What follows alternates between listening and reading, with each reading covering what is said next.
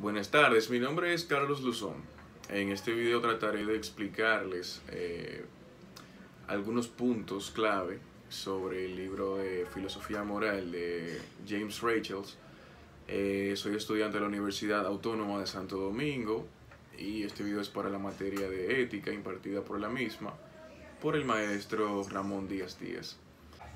Entonces, de James Rachels podemos destacar que era un filósofo americano de bastante renombre. Dentro de sus obras más conocidas podemos destacar la que se llama Los Elementos de la Filosofía Moral, nacido en Georgia, en Estados Unidos. Entonces, este video constará de 4 partes que corresponden a cuál es el propósito del autor, que intenta enseñarnos con sus escritos. Se establecerán lo que fueron dentro de lo que sería la teoría moral satisfactoria, se establecerán lo que serían las principales afirmaciones del mismo, se pondrán las conclusiones que establece James Rachels y así como mi opinión personal, que viene a relucir después de haber leído el tema. Empecemos por lo primero, que es ¿cuál es el propósito del autor? Desde el principio, el autor trata de enseñarnos cómo sería una teoría moral satisfactoria, tomando en cuenta aspectos fundamentales como lo que son la razón, la ética, la posición del ser humano respecto a diversas modalidades. Pero el propósito real del autor es mostrarnos lo que sería una teoría final al respecto de cómo deberíamos vivir como seres humanos, teniendo un planteamiento moral del cómo hacerlo. El autor trata de enseñarnos cómo sería una teoría moral satisfactoria, es decir, trata de encerrar, tomando en cuenta los fundamentos de la ética, cómo se debería de formular y qué aspectos debería encerrar una teoría aceptada por todo el mundo y que sea una teoría que todos podamos seguir sin algún tipo de refutación. Entonces, establece que la ética moral es de las ramas de la filosofía que aún tiene mucho por aprender y que todavía se debe de estudiar más al respecto. Pero que a pesar de todo esto, a pesar de que la ética es una rama todavía muy joven en comparación con las demás ciencias, todavía no es precipitado decir que se puede llegar a ser una teoría que todos estemos de acuerdo. Entonces, a continuación yo trataré de explicarles lo que serían las principales afirmaciones que, según mi criterio, son afirmaciones que merecen una pequeña profundización de mi parte, de acuerdo al programa que se ha realizado. Entonces, una de estas sería que una teoría satisfactoria sería, antes que nada, sensible a los hechos acerca de la naturaleza humana y sería apropiadamente modesta acerca del lugar de los seres humanos en el universo. ¿Qué quiere decir esto? Que antes que nada, antes de iniciar cualquier tipo de teoría o planteamiento al respecto, deberíamos de ser conscientes de dónde venimos y cuál es nuestro lugar en el universo. Dígase, como explica el autor, que el ser humano tiene una vista sobre sí mismo de que es un ser superior con respecto o en comparación a las otras especies, que sí estoy de acuerdo en cierto sentido, por eso el raciocinio y la capacidad de tomar sus propias decisiones. Sin embargo, que sepa el ser humano de dónde viene y que se entienda que no es tan diferente de los demás animales, que fue mera evolución y mera casualidad, que por simple selección natural llegamos a donde estamos.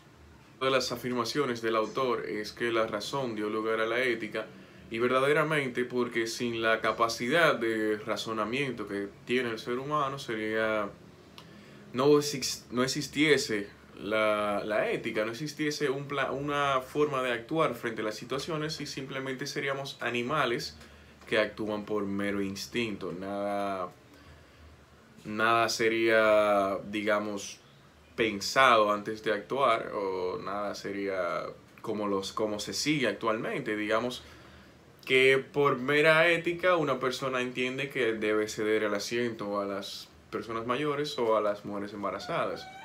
No existiese eso, pero esto viene quizá, por ejemplo, porque se entiende que las personas mayores tienen menos fuerza en las piernas, tienen quizá enfermedades que los debilitan bastante, las mujeres embarazadas cargan con un hijo, etcétera. Entonces, esos pensamientos dio lugar a esa forma de actuar de los demás, de cederles el asiento. Ese sería un ejemplo de por qué la razón precede a la ética. Otra de las afirmaciones es que al razonar sobre qué hacer podemos ser congruentes o incongruentes. Que el autor con esto lo que quiere dejar dicho es que no podemos pensar de una forma y actuar de otra en situaciones semejantes. Por ejemplo, si usted piensa que robar está mal, pues usted siempre debe pensar que robar está mal, no que robar está mal bajo ciertas circunstancias. Que la razón requiere de imparcialidad. Debemos actuar de modo que promovamos los intereses de todos por igual. Hay una agradable adecuación teórica entre lo que la razón exige, es decir, la imparcialidad, los requisitos de la convivencia social, o sea, la adhesión a un conjunto de reglas que, si se aplican equitativamente, servirían a los intereses de todos, y nuestra inclinación natural a preocuparnos por otros, al menos hasta un grado modesto. Esas tres trabajan en una unión para hacer que la moral no solo sea posible, sino que en un sentido importante, natural para nosotros. Lo que esto quiere decir es que entre esas tres causas debe de haber una especie de adecuación a la cual todo el mundo esté de acuerdo, y que gracias a estas tres causas sea natural para todos el que el bienestar común sea la prioridad. Respetar el derecho de otros a elegir su propia conducta y luego adaptar el modo en que los tratamos según ellos elijan es, en última instancia, cuestión de respeto a las personas, en un sentido similar al de Kant. Todos estaríamos mucho peor si el reconocimiento de méritos no fuera parte de nuestro esquema moral. Lo importante es que la gente sea tan feliz y esté tan bien como sea posible. Como agentes morales debemos preocuparnos por todos aquellos cuyo bienestar pudiera verse afectado por lo que hacemos. La existencia de una comunidad moral y la lotería natural de John Rawls. Entonces ahora comenzaremos con lo que son las principales afirmaciones que, según yo, merecen una pequeña profundización para tratar de entender un poquito más al autor. La primera sería que una teoría satisfactoria sería, antes que nada, sensible a los hechos acerca de la naturaleza humana y sería apropiadamente modesta acerca del lugar de los seres humanos en el universo. Lo que esto quiere decir es que el humano es un ser engreído que piensa que es superior a todas las demás especies del planeta. Entonces lo que el autor intenta decirnos es que no somos tan especiales como creemos, que somos seres que por mera casualidad y, digamos, selección natural llegamos a donde estamos, y una teoría moral satisfactoria debería tomar eso en cuenta, que somos simple casualidad de la vida, por así decirlo, el que estemos donde estemos. Al razonar sobre qué hacer, podemos ser congruentes e incongruentes. La lotería natural de John Rawls. Lo que esto plantea es que no es justo que se le dé a las personas digamos, beneficios por el simple hecho de haber nacido con un talento especial, por ser bonitos, aparentes. Eso es lo que quiere decir la lotería natural, que hay personas que nacen con dones, y esto le permite a estas personas tener mejores oportunidades en la vida. Esto es lo que quiere decir la lotería natural. La existencia de una comunidad moral, lo que quiere decirnos es que Todos somos células morales dentro de un organismo cuya finalidad es la convivencia. Entonces, cada uno de nosotros somos agentes morales que deberíamos de velar por el bienestar de todos los demás. Que de hecho, dice, como agentes morales debemos preocuparnos por todos aquellos cuyo bienestar pudiera verse afectado por lo que hacemos. ¿Qué quiere decir esto? Que nuestra forma de actuar debería ser cautelosa siempre que los intereses de alguien serán afectados por la decisión que tomemos. La existencia de una comunidad moral lo que quiere decirnos es que todos somos células morales dentro de un organismo cuya finalidad es la convivencia. Entonces, cada uno de nosotros somos agentes morales que deberíamos de velar por el bienestar de todos los demás. Que de hecho, dice, como agentes morales debemos preocuparnos por todos aquellos cuyo bienestar pudiera verse afectado por lo que hacemos. ¿Qué quiere decir esto? Que nuestra forma de actuar debería ser cautelosa siempre que los intereses de alguien serán afectados por la decisión que tomemos. Dice también que respetar el derecho de otros a elegir su propia conducta y luego adaptar el modo en lo que lo tratamos a ellos, según ellos elijan, es en última instancia cuestión de respeto a las personas, en un sentido similar al de Kant.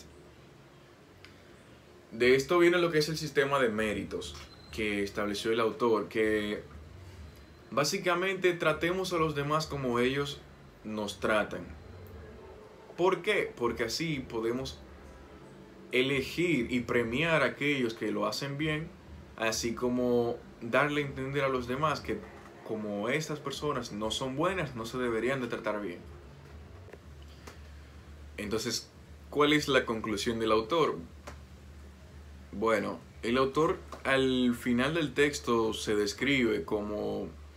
No es una gran victoria definitivamente, porque muchos autores han intentado, digamos, establecer lo que sería una teoría moral satisfactoria, pero no han podido, porque siempre hay un elemento refutable o algo en lo que no todos están de acuerdo. Sin embargo,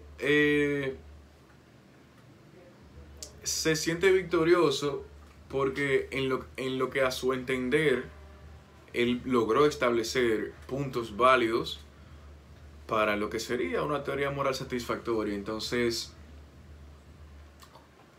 junto con todas las investigaciones realizadas, entiende que aún se puede hacer muchísimo más. Es decir, todavía queda mucho que aprender, pero se siente conforme con lo que pudo establecer en esta teoría. Entonces ahora pasemos a lo que es la parte final del video, que es lo que sería mi opinión personal. Yo pienso que realmente aún nos falta mucho para poder decir qué es lo que realmente podríamos seguir como una teoría final, es decir, algo que todos estemos de acuerdo y que todos hagamos. Sabemos que el problema con el raciocinio, es decir, no es un problema, pero el problema de esto es que trae consigo diferentes opiniones, y es que todos pensamos de alguna u otra forma respecto a un tema, y que sí puede ser que en base a lo que es el bien común todos estemos de acuerdo, todos estemos,